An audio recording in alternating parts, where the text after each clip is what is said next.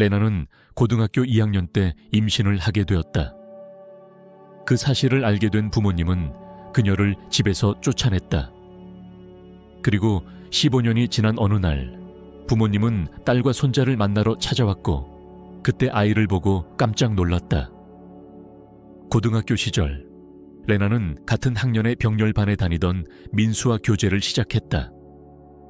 그는 운동을 잘하고 매력적이었으며 레나가 보기에는 자신을 온전히 이해해주는 유일한 사람이었다. 둘은 자주 공원을 산책하며 꿈을 나누고 함께 미래를 계획했다. 둘이 함께 살며 뭔가 큰 것을 만들어가자고 다짐하곤 했다.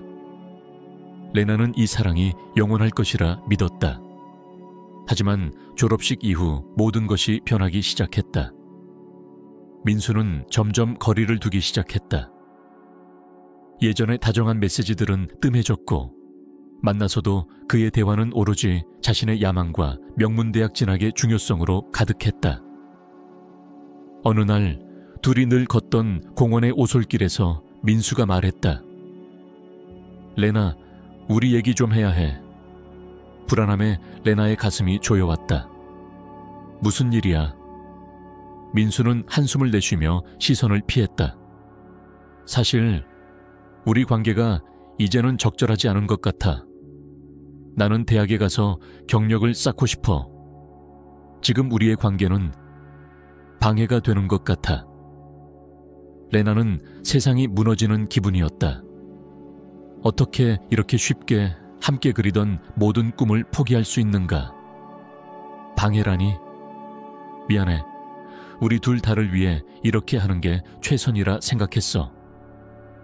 그의 말은 마치 사형 선고처럼 들렸다. 민수는 뒤돌아보지도 않고 떠났다. 레나는 그 자리에 오래 서 있었다. 마음이 산산조각 나버렸지만 그것은 고통의 시작일 뿐이었다. 헤어진 후 레나는 깊은 상실감에 빠졌다. 공부에 몰두해보려 했지만 민수에 대한 생각은 떠나지 않았다. 몇 주가 지나고 또 한 번 인생이 12번째 흔들렸다. 임신했다는 사실을 알게 된 것이다. 임신 테스트기를 손에 쥔 채 레나는 믿을 수 없는 눈으로 두 줄을 바라보았다. 두려움, 혼란, 그리고 어렴풋한 희망이 뒤섞인 감정이 밀려왔다. 그녀는 부모님께 사실을 털어놓기로 결심했다. 하지만 부모님의 반응은 예상과 전혀 달랐다. 너 우리 집안을 욕보였어. 어머니는 손수건을 움켜쥔 채 소리쳤다. 이 집에서는 그런 일 용납 못해. 아버지는 낯선 사람을 대하듯 냉혹한 시선으로 외쳤다. 네가 무슨 짓을 저질렀는지 알기나 해.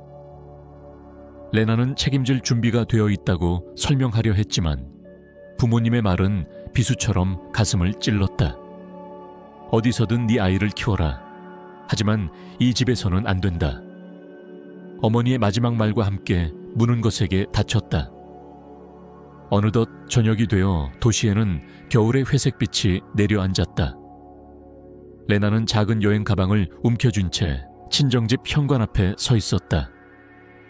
부모님의 고함 소리가 머릿속에 울려 퍼졌고 눈물이 두 눈을 가득 채웠다. 그녀는 갈 곳이 없었다. 단 한 사람을 제외하고는 외할머니인 박영숙 할머니가 살고 있는 다른 도시에 가야 했다. 할머니는 언제나 그녀를 받아줄 것이었다. 박영숙 할머니는 레나가 도착하자마자 현관에서 그녀를 맞이했다. 울먹이는 얼굴과 지친 표정을 본 순간 할머니는 아무런 질문도 하지 않았다. 레나야, 어서 들어오렴. 여긴 언제나 네가 머물 곳이야. 그녀를 품에 안아주며 따뜻하게 속삭였다. 할머니는 이유를 묻지 않았다. 그저 레나가 안정을 찾고 몸을 녹일 수 있도록 조용히 곁에 있어 주었다. 저녁 식사 중 레나는 결국 모든 것을 털어놓았다. 부모님과의 다툼, 임신 사실, 그리고 앞날에 대한 두려움까지. 엄마는 내가 집안을 욕보였다고 했어요. 이제 저는 그들의 딸도 아니라네요. 말을 하며 레나는 눈물을 간신히 참았다. 박영숙 할머니는 무겁게 한숨을 쉬며 손녀의 어깨를 다독였다. 얘야, 사람들은 뭐라고 떠들 수 있지만 아기는 언제나 축복이란다. 내가 도와줄게. 너는 반드시 이겨낼 거야, 레나야. 그 집에서 레나는 오랜만에 따뜻함을 느꼈다. 이제 그녀에겐 새로운 삶을 시작할 곳이 있었다. 몇 달 후 작은 산부인과에서 아들 미루가 태어났다. 박영숙 할머니는 진통이 시작된 순간부터 출산의 마지막 순간까지 레나 곁을 지켰다. 마침내 작고 보송보송한 머리칼을 가진 아기를 품에 안은 순간 레나의 마음은 벅찬 행복으로 가득 찼다. 아기를 조심스럽게 끌어안으며 속삭였다. 넌 내 기쁨이야. 그녀의 손가락을 꼭 쥐고 있는 작은 손을 어루만지며 말했다. 세월이 흘렀다. 미루는 날이 갈수록 호기심이 많아졌다. 그는 주변의 모든 것에 대해 끊임없이 질문을 던졌다. 그러던 어느 날 가장 민감한 질문이 나오고 말았다. 저녁 무렵 할머니와 베란다에 앉아있던 미루가 진지한 눈빛으로 물었다. 왜 유치원 친구들은 다 할아버지 할머니가 있는데 나는 한 번도 본 적이 없어요. 엄마가 말했는데 사실 할머니는 증조 할머니라면서요. 박영숙 할머니는 잠시 뜨개질을 멈추며 굳어버렸다. 언젠가 이런 질문이 나올 것을 알고는 있었지만 준비가 완벽할 수는 없었다. 미루야, 부드럽게 입을 열었다. 이건 쉬운 얘기가 아니란다. 가끔 어른들은 실수를 하기도 해. 네 할아버지 할머니는 네가 태어나는 걸 두려워했단다. 미루는 이해하지 못한 듯 찡그렸다. 작은 아기를 왜 무서워해요? 난 그냥 아기로 태어났는데 아직은 이해하기 어렵겠지만 설명해 볼게. 네 엄마가 널 임신했을 때 그분들은 이게 얼마나 소중한 일인지 몰랐단다. 다른 사람들이 뭐라고 할지 걱정이 앞섰지. 너를 원하지 않은 건 아니야. 내 사랑. 박영숙 할머니는 조용히 그를 끌어안았다. 가끔 사람들은 늦게서야 기회를 얻기도 한단다. 하지만 네 엄마는 널 선택했어. 사랑을 선택했단다. 그게 가장 소중한 거야. 미루는 노을로 물든 정원을 바라보며 잠시 생각에 잠겼다. 하지만 할머니는 항상 내 곁에 있잖아요. 그의 목소리에는 희망이 스며 있었다.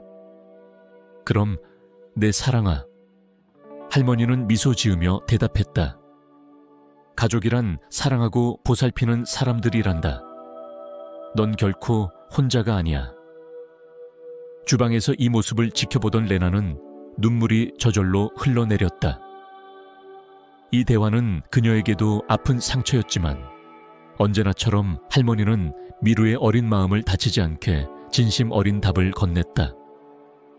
미루가 자라면서 해마다 새로운 도전들이 찾아왔다. 학교에서는 항상 호기심이 넘치는 학생이었고 특히 수학과 과학 같은 이과 과목에 큰 흥미를 보였다. 그는 문제를 해결하는 데 몰두하며 가장 아름답고 간단한 해답을 찾아내길 좋아했고 복잡한 개념도 친구들에게 쉽게 설명해 주곤 했다. 15살이 되었을 때 미래에 대해 진지하게 고민하기 시작했다. 레나와 박영숙 할머니는 매번 저녁 식사 때마다 그의 진로에 대해 이야기를 나누었다. 미루는 진로 선택을 신중히 고민했다. 기술 전문대와 미술학교 사이에서 오랫동안 갈등했다. 어릴 때부터 그림 그리는 것을 좋아했기 때문이다. 어느 저녁 세 사람이 식탁에 앉아 있을 때 미루가 결심을 밝혔다. 저는 그림을 배우고 뭔가 새롭고 창의적인 걸 만들어내고 싶어요. 그의 눈빛은 반짝였고 레나는 미소 지으며 아들의 열정을 바라보았다. 네가 원하는 걸 선택하면 돼, 아가. 박영숙 할머니도 조용히 덧붙였다. 우린 언제나 네 곁에 있을 거야. 가장 중요한 건 네가 행복한 길을 가는 거란다. 사랑을 담아 하는 일은 언제나 기쁨을 줄 테니까. 몇 달 후 레나의 삶에 예상치 못한 변화가 찾아왔다. 그녀가 사는 작은 도시에 대형 카페가 새로 문을 열었다. 그곳의 운영자는 젊은 사업가 지훈이었다. 그는 아이디어와 열정이 가득한 사람이었고 금세 마을 사람들의 관심을 끌었다. 레나는 할머니와 함께 미루를 위해 장을 보러 갔다가 처음으로 그를 만났다. 지훈은 친근하고 가벼운 미소로 사람들을 편안하게 만들었다. 그는 레나의 따뜻함과 소박함을 단번에 알아보았다. 정말 자상한 엄마시네요. 지훈은 그렇게 말을 건넸고 레나는 약간 당황하며 미소 지었다. 그들은 이후로 자주 마주쳤다. 상점에서, 거리에서 자연스럽게 대화가 오갔다. 지훈은 미루 이야기를 듣고 그를 꼭 만나보고 싶다고 했다. 미루는 처음엔 경계했지만 지훈은 금세 그의 마음을 열었다. 사업을 처음 시작할 때의 이야기와 젊은 시절의 경험을 나누며 친근하게 다가갔다. 특히 미루가 그린 그림을 본 순간 지훈은 진심으로 감탄했다. 어느 날 집에 들렀을 때 미루가 그린 여러 그림들을 발견하고 물었다. 이거 네가 직접 그린 거야? 네, 그냥 저 혼자 그려본 거예요. 미루는 살짝 부끄러워하며 대답했다. 와, 정말 멋지다. 내 카페에 걸면 딱일 것 같은데 혹시 팔 생각 있니? 미루는 당황했지만 지훈은 진지하게 권유했다. 며칠 후 미루의 그림들은 카페 한쪽 벽에 걸리게 되었고 손님들의 시선을 끌었다. 아들이 자랑스러워하는 모습을 본 레나는 지훈이 자신들과 함께할 때마다 따뜻함과 위안을 가져다 준다는 걸 느꼈다. 어느 날 저녁 집안에서 청소를 하던 레나는 문 두드리는 소리에 창밖을 내다보았다. 익숙한 두 인물이 서 있었다. 그녀의 부모님이었다. 그녀는 순간 얼어붙었다. 수년 전 자신을 내쫓은 그들이었지만 다시 마주하니 오래된 상처가 되살아났다. 그 모습을 본 미루가 조용히 물었다. 엄마, 누구세요? 내 외할아버지, 외할머니란다. 레나는 힘겹게 입을 열었다. 박영숙 할머니가 문을 열며 냉정한 눈빛으로 그들을 맞았다. 선의로 오신 거라면 들어오세요. 집안에는 묘한 긴장감이 감돌았다. 레나의 부모는 식탁에 앉아 주변을 둘러보았다. 마치 이 집이 자신들의 기대에 얼마나 부합하는지를 평가하려는 듯한 눈빛이었다. 우리가 찾아왔어. 세월이 많이 흘렀으니 이제 관계를 회복하고 싶구나. 어머니가 목깃을 만지며 말을 꺼냈다. 레나는 조심스럽게 고개를 끄덕였지만 그 눈빛 속엔 따뜻함이 없었다. 부모님은 그동안 얼마나 힘들었는지, 사람들이 자신들을 어떻게 비난했는지, 레나의 운명을 걱정하며 괴로워했다는 말을 이어갔다. 그러나 그들의 말은 차갑고 진심이 느껴지지 않았다. 그때까지 조용히 있던 미루가 앞으로 나섰다. 엄마가 혼자일 때, 힘들어할 때 당신들은 어디 계셨어요? 부모님은 말문이 막혔다. 어색한 침묵 속에 어머니가 더듬거리며 대답했다. 그냥 스스로 설 수 있도록 해주려 했단다. 미루는 인상을 찌푸렸다. 내 가족은 엄마와 증조할머니예요. 그분들이 항상 저를 지켜주셨어요. 이제 와서 심심해서 찾아오신 건가요? 레나는 아들의 말에 가슴이 뭉클했다. 무언가 말하고 싶었지만 박영숙 할머니가 그녀의 어깨에 손을 얹고 조용히 말했다. 미루야, 방으로 들어가 있거라. 미루가 방으로 들어간 후 박영숙 할머니는 아들과 며느리를 마주보며 단호히 입을 열었다. 그녀는 조용히 식탁으로 돌아와 이들을 응시했다. 이제야 용기를 내서 딸에게 사과하러 온 줄 알았는데 변명만 늘어놓는구나. 그녀의 목소리는 부드럽지만 단호했다. 엄마, 우리도 그런 뜻은 아니었어요. 아들이 변명하려 했지만 박영숙 할머니는 말을 끊었다. 아니야, 인호야. 넌 그저 쉬운 길을 택했을 뿐이다. 레나는 그때 어린아이였고 넌 책임이 두려워 등을 돌렸다.